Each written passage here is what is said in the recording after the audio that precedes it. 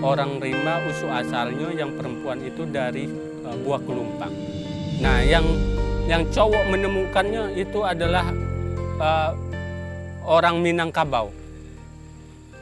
Orang Minangkabau namanya Bujang Perantau. Orang Mengkekal, orang Kejasung, orang Terap, orang Mengkekal Hulu, Mengkekal Tengah, Mengkekal Hilir. Usul asalnya sebenarnya dari Mengkekal Hulu. Di tahun 2001 keluarnya SK Taman Nasional Bukit 12. Orang rimba tahunya ketika SK-nya sudah ada dan kebijakannya sudah ada. Hukumnya sudah ada. Nah, ini merasa ada kejanggalan di sini, tidak pernah melibatkan orang rimba bahwa ini untuk dijadikan taman nasional yang diatur dengan undang-undang taman nasional atau gimana. Seharusnya terbuka kepada orang rimba agar solusi menjadikan misalnya taman nasional itu baik. Oleh sebab itulah kami kemudian melakukan peningkatan kapasitas komunitas orang rimba, seperti mendidik mereka untuk mengetahui wilayah adat dengan cara mereka dilatih pemetaan partisipatif, bisa menggunakan GPS dan mengambilkan titik agar kemudian mereka tahu wilayah-wilayah adat mereka itu di mana saja, melakukan penguatan pengorganisasian kelompok masyarakatnya gitu. Karena memang di orang rimba itu mereka punya struktur adat yang kemudian menurut kami ini juga harus dikuatkan agar kemudian mereka bisa mengadvokasi dirinya sendiri. Nah, kemudian CAPA juga mendorong beberapa kegiatan untuk kemudian masyarakat mulai mempubliskan gitu ya, menyampaikan ke publik bahwa mereka ada problem di dalam wilayahnya gitu ya. Zonasi yang dibangun oleh Taman Nasional Bukit 12 itu tidak mengakomodir apa yang ada di dalam ya. Untuk itu kami kemudian mencoba melakukan koordinasi dengan Balai Taman Nasional, kemudian kami juga mendorong masyarakat membuat surat pengaduan ke Kementerian Lingkungan Hidup dan Kehutanan, dan tentu saja dengan dasar dokumen-dokumen yang sudah dibuat oleh masyarakat sebelumnya, seperti peta-peta wilayahnya, sejarah adatnya, dan kemudian apa yang menjadi problemnya. Inilah yang kemudian kami minta masyarakat melakukan pengaduan ke Kementerian Lingkungan Hidup dan Kehutanan, merubah strategi untuk kemudian melakukan komunikasi juga dengan pihak KSP gitu ya. Jadi lebih 3 tahun proses advokasi yang kita lakukan. Di tahun keempat kita coba kemudian komunikasikan dengan KSP untuk mendorong bagaimana problem-problem dirasakan oleh masyarakat ini bisa dicari penyelesaiannya. Awal proses ini pada akhir 2017, awal 2018 kita beberapa kali melakukan pertemuan dengan para pihak, termasuk teman-teman dari pendamping, LSM pendamping, bahkan pernah difasilitasi oleh kantor staf presiden KSP. Dalam beberapa kali pertemuan tersebut terlihat ada keraguan dari para pihak tentang sistem kelola taman nasional yang dirasa belum berpihak kepada komunitas orang rimba. Sehingga kita waktu itu sepakat untuk melakukan dialog dengan memaparkan sistem kelola taman nasional yang dilakukan oleh balai dengan sistem zonasi. Kemudian dari komunitas orang rimba juga mendapat kesempatan untuk memberikan paparan tentang bagaimana mereka mengelola hutan selama ini dengan sistem tata ruang adat yang ada.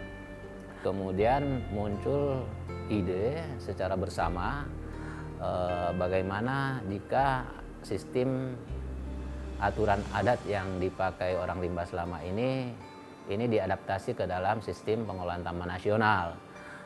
Kemudian kita melakukan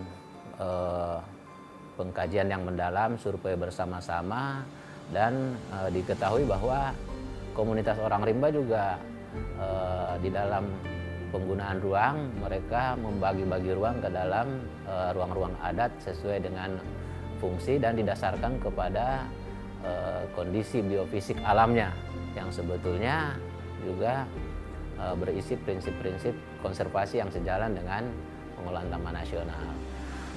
Dari 14 jenis ruang adat orang rimba yang ada, seluruhnya bisa kita padukan dengan 7 macam zona yang ada di dalam sistem zonasi taman nasional.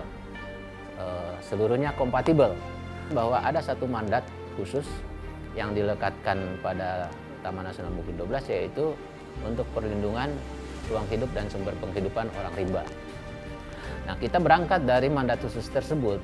Sebetulnya secara filosofi, mandat khusus ini menempatkan orang rimba, komunitas orang rimba sebagai tuan rumah atau penghuni di Bukit 12, sementara Balai Taman Nasional adalah pengelola rumah.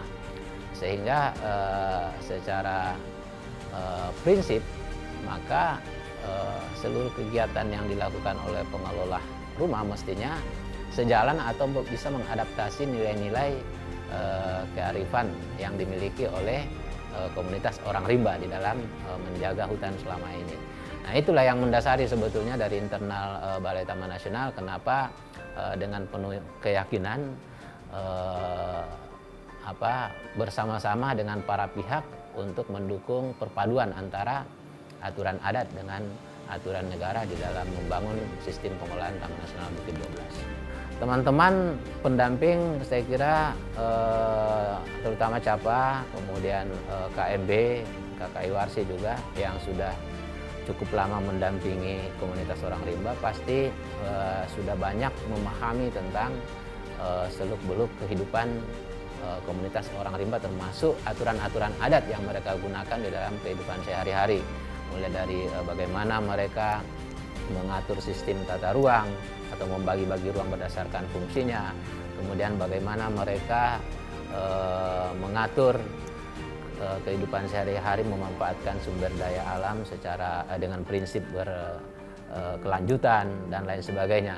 Sehingga informasi tersebut banyak kita dapatkan dari teman-teman LSM pendamping, termasuk Yayasan CAPA Keadilan Ekologi ya. Karena seperti istilah-istilah kleko, benteng, itu ruang-ruang adat yang dimiliki oleh orang rimba di Makakal Ulu, itu terus terang kita dengar dari Yayasan CAPA yang pertama ya. Jadi tahapan pertama yang kita sebut sebagai agenda bersama Jilid 1 itu sudah menyelesaikan satu misi memadukan aturan adat dan aturan negara dalam hal tata ruang. Artinya tata ruang adat orang rimba dengan sistem zonasi Taman Nasional itu sudah sudah terpadu ya, sudah kita dapatkan peta yang memang sudah kompatibel satu sama lainnya. Nah, sekarang ruang-ruang ini bagaimana ke depan? Misalkan Tano Bohuma atau zona tradisional ya, menurut Taman Nasional, itu apa yang akan dilakukan di sana, apa yang boleh dan tidak boleh. Nah, ini yang akan kita rumuskan juga di dalam perpaduan antara aturan adat dengan aturan negara, menyusun agenda kegiatan di masing-masing ruang sesuai dengan fungsi. Proses perpaduan antara aturan adat dengan aturan negara di dalam tata ruang ini kita lakukan dengan semua pihak. Ada 13 kelompok temenggung di Bukit 12, semua dilibatkan dan berperan di masing-masing wilayah. Jadi 54.000 hektar itu sudah terbagi menjadi 13 wilayah adat temenggung yang di dalamnya berisi ruang-ruang adat yang digunakan mereka dalam kehidupan sehari-hari. Transformasi model kepemimpinan gitu ya, kebijakan, regulasi yang dibangun oleh pemerintah itu menjadi salah satu peluang kenapa proses ini bisa berjalan dengan baik. Karena kita sudah mengatur ruang-ruang kehidupan ada pengelolaan orang rimba dengan dengan Taman Nasional Bukit 12, Kepala Balai dengan orang rimba bersama-sama untuk menyusun perencanaan itu. Tapi dari itu menurut kami ada titik temu yang cerah bagi orang rimba untuk kesempatan memasukkan aturan-aturan adat atau lokalnya yang di dalam Taman Nasional Bukit 12.